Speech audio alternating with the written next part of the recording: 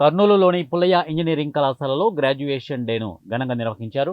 కళాశాల ఆవరణలో నిర్వహించిన ఈ వేడుకల్లో ఇంజనీరింగ్ పూర్తి చేసిన విద్యార్థులకు పుల్లయ్య ఇంజనీరింగ్ కళాశాల కరెస్పాండెంట్ పుల్లయ్య డిగ్రీ పట్టాలను అందజేశారు.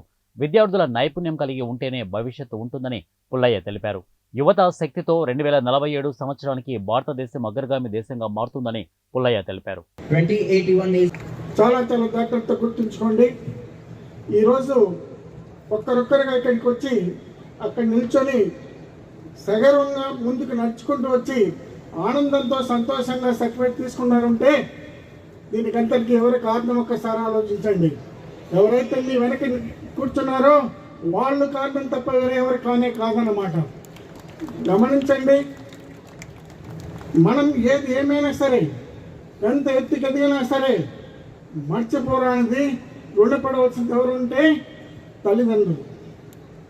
That is the most important point. ఎవరైతే తమ తల్లిదండ్రులు గౌరవిస్తూ పోతుంటారో, ఎవరైతే తమ తల్లిదండ్రుల యొక్క ఆశీస్సులు ఎప్పుడూ నిండుగా పొందుతుంటారో వాళ్ళు ఆకాశంలో చుక్కల కంటే కూడా నక్షత్రాల కంటే కూడా ఇంకా మెరిసేదానికి అవకాశాలు ఉన్నాయి. దయచేసి మామూలుగా చెప్తూ ఉంటారు, ఏ దేశం ఏగినా ఎందుకు అలిగినా పొగడరాని తల్లి భూమి భారత్ని. Think very carefully. Never forget your parents. Never forget your native place.